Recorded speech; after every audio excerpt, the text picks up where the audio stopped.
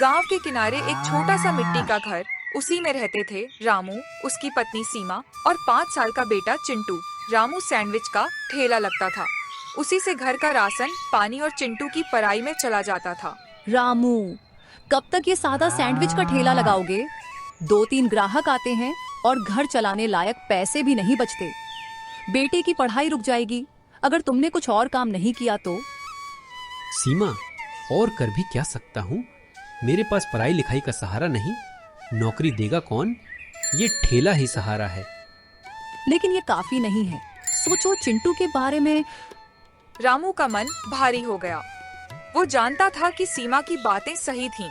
सुबह से लेकर शाम तक वो ठेला लगाता, लेकिन साधारण सब्जियों वाले सैंडविच से उसकी रोजाना कमाई बहुत कम थी। उस दिन भी वह अपने ठेले पर खड़ा था, सड़क पर आवाज लगाता, गर्मा गर्म वेज सैंडविच ले लो, सस्ता और स्वादिष्ट। लेकिन ग्राहक इक्का दुक्का ही आते। भाई, तेरा सैंडविच बुरा नहीं है, लेकिन शहर में सब लोग चिकन सैंडविच खाते हैं। ये वेज वाला कौन खरीदेगा? ग्राहक हंसते हुए आगे बढ़ गया। रामू का दिल टूट गया। रामू चौंक गया। उसने पहले कभी इस बारे में सोचा ही नहीं था। गांव में ज्यादातर लोग सब्जी खाते थे, लेकिन शहर में चिकन की मांग बहुत थी। अगर चिकन सैंडविच ही मेरी नई शुरुआत है तो मैं इसे जरूर आजमाऊंगा। उसने ठेला समेटा और घर लौट आया।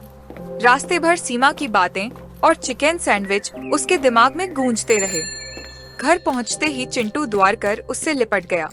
पापा, कल स्कूल में टीचर ने कहा कि किताबें लानी है। आप लाओगे ना? रामू ने उसकी आंखों में देखा और मन ही मन ठान लिया, अगर चिकन सैंडविच ही मेरी नई शुरुआत है तो मैं इसे जरूर आजमाऊंगा। रामू ने रात भर करवटें बदली, लेकिन चिकन सैंडविच कानों में गूंजती रहीं।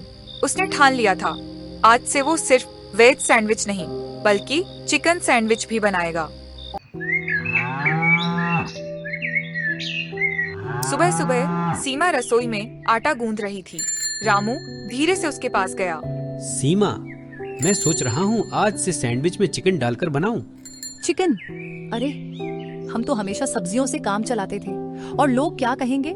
सीमा, लोग सब कहेंगे, लेकिन हमें सोचना है चिंटू की पढ़ाई और अपने भविष्य के बारे में। शहर में चिकन सैंडविच की बहुत मांग है। अगर कोशिश न की तो कभी आगे नहीं बढ़ पाएंगे। ठीक है, पर संभल कर करना। ये आखिरी पैसे हैं जो मैंने बचाए हैं, इन्हें बर्बाद मत करना। रामू ने पास की मंडी से चिकन, ताजी सब्जियां और ब्रेड खरीदी। उसका दिल धड़क रहा था, जैसे कोई बड़ा इम्तिहान देने जा रहा हो। दोपहर को उसने ठेला लगाया और एक नए बोर्ड पर लिखा, स्पेशल चिकन सैंडविच। पहला ग्राहक आया। अरे भाई, अब चिकन भी बनाने लगे हो? चलो एक प्लेट बना दो। रामू ने पहली बार अपने हाथों से चिकन सैंडविच बनाया। खस्ता ब्रेड, पिघला हुआ मक्खन, ताजा सलाद और गर्मा गर्म चिकन का टुकड़ा। ग्राहक ने एक कौर खाया और उसके चेहरे पर मुस्कान आ गई। वाह, ये तो सच में जबरदस्त है। भाई, 2 और पैक कर दो। रामू का चेहरा खिल उठा। धीरे धीरे लोग ठेले के चारों ओर जमा होने लगे। कुछ लोग हैरानी से पूछते, कुछ उत्साह से ऑर्डर करते। भाई, पहले तो कह रहे थे वेज ही अच्छा है, अब देखो चिकन भी सीख गए। सच बोलूं, ये तो होटल से भी अच्छा है। शाम होते होते रामू का ठेला ग्राहकों से घिर गया। पहली बार उसके पास जितना सामान था सब बिक गया। उसने जितना कभी सोचा भी नहीं था, उससे 2 गुना कमाया। ठेला समेटते वक्त उसकी आंखें भर आईं। घर पहुंचते ही चिंटू द्वार कर उससे लिपट गया। पापा, आज आप मुस्कुरा रहे हो, क्या बहुत सारे पैसे कमाए? रामू ने जेब से कुछ नोट निकालकर सीमा के हाथों में रख दिए। इतने सारे पैसे? रामू, ये तो चमत्कार है। हाँ सीमा, आज हमारा ठेला नहीं, हमारी मेहनत और हिम्मत जीती है। रामू का ठेला अब मोहल्ले में चर्चित हो चुका था। हर शाम उसके ठेले पर भीड़ लगी रहती थी और लोग दूर दूर से सिर्फ उसके चिकन सैंडविच खाने आते थे। लेकिन ये नजारा कुछ लोगों को पसंद नहीं आया। ठेले से थोड़ी दूर पर हरिलाल नाम का दुकानदार खड़ा था, जिसकी चाय और पकौड़े की दुकान थी।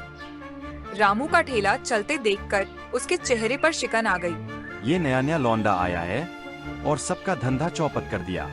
अब लोग चाय पकौड़ा छोड़कर उस चिकन सैंडविच पर तूत रहे हैं। उसके पास खरे रमेश ने भी हामी भरी। सही कह रहे हो भाई, अगर ऐसे ही चलता रहा तो हमारा धंधा बैठ जाएगा, कुछ करना पड़ेगा। दूसरी तरफ घर में सीमा और चिंटू खुश थे।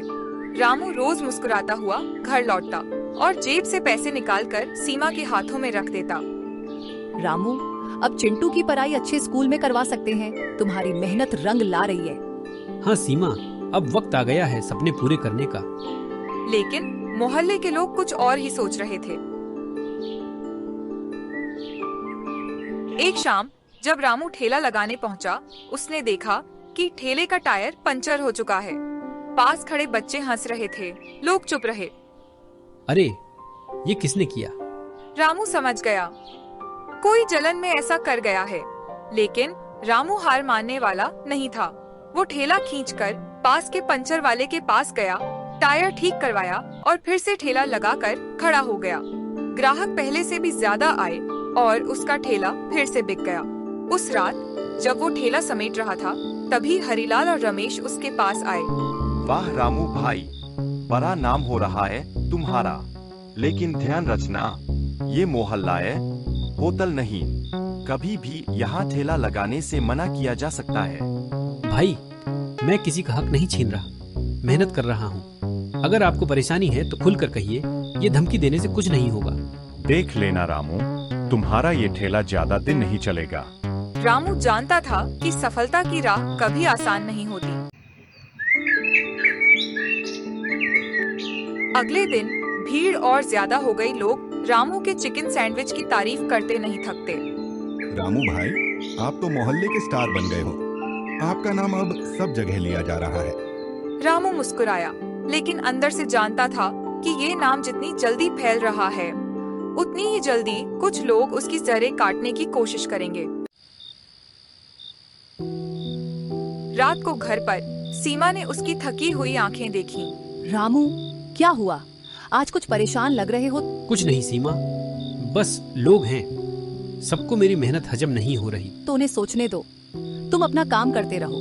सच्ची मेहनत को कोई रोक नहीं सकता। एक शाम जब रामू ठेला लगाने आया, उसने देखा कि आसपास भीड़ इकट्ठा है। लोग चिल्ला रहे थे, ये चिकन सैंडविच वाला गंदा माल बेचता है। किसी को बुखार हो गया है, किसी को पेट दर्द। हाँ, मैंने भी सुना है। पता नहीं कहाँ से चिकन लाता है। रामू हक्का बक्का रह गया। उसके मन में शंका हुई, ये अफवाह कैसे फैल गई। तभी हरिलाल और रमेश भीड़ के बीच से निकले। रामू भाई, लोग कह रहे हैं कि तुम्हारे खाने से बीमारी फैल रही है।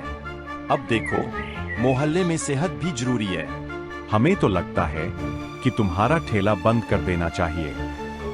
रामू ने गहरी सांस ली और शांत स्वर में बोला, भाइयों, मैंने हमेशा ताज़ा सामान इस्तेमाल किया है। जो चाहें मेरे ठेले का किचन देख सकते हैं। अगर गलती मेरी निकले तो मैं खुद ठेला बंद कर दूंगा। भीड़ में एक बुजुर्ग आदमी बोला, रामू सच कह रहा है, मैं रोज इसका सैंडविच खाता हूँ, मुझे कभी कुछ नहीं हुआ। दूसरे ग्राहक ने भी आवाज मिलाई। हाँ, ये अफवाहें हैं, किसी की साजिश लग रही है। भीड़ धीरे धीरे रामू के पक्ष में हो गई, लेकिन अफवाहें फैलाने का काम जारी रहा। रामू समझ गया कि ये किसी की चाल है। उस रात घर पर सीमा ने उसका चेहरा देखा। रामू, कब तक ये सब झेलोगे? तुम्हारी मेहनत को लोग बदनाम कर रहे हैं। सीमा, अगर मैं डर गया तो चिंटू का सपना कभी पूरा नहीं होगा। ये लड़ाई सिर्फ मेरे ठेले की नहीं, मेरे आत्मसम्मान की है। अगले दिन रामू ने नया तरीका निकाला। उसने ठेले पर एक बोर्ड लगाया, साफ सुथरा खाना, ताज़ा सामग्री, सामने बनते सैंडविच देखिए और फिर खाइए। उसने ग्राहकों के सामने ही चिकन काटना और सैंडविच बनाना शुरू किया। लोगों ने देखा कि सब कुछ साफ और ताज़ा है। भीड़ और ज्यादा गई। लोग कहते, वाह रामू भाई, आप तो सबको आईना दिखा रहे हो। अब किसी को अफवाह फैलाने की हिम्मत नहीं होगी। रामू की ईमानदारी और मेहनत ने सबके दिल जीत लिए। हरिलाल और रमेश दूर खड़े ये नजारा देख रहे थे।